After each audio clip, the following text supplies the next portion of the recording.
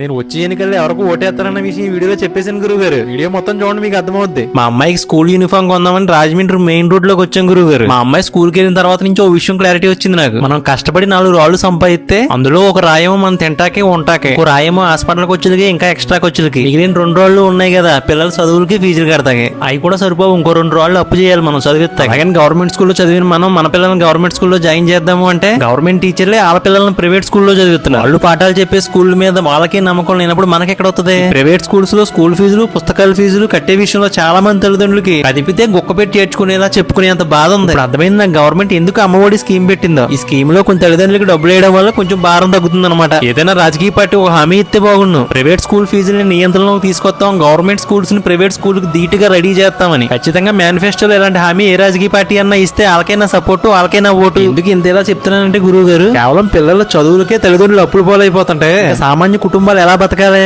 అదని గురువు గారు, నా ఆవేదన మీకు అర్థమైందని అనుకుంటున్నాను. నేను చెప్పింది కరెక్టో కాదో ఈ వీడియో కింద మీ విలువైన కామెంట్ తెలియజేయండి. అదే మ్యాటర్. ఉంటానండి మరి.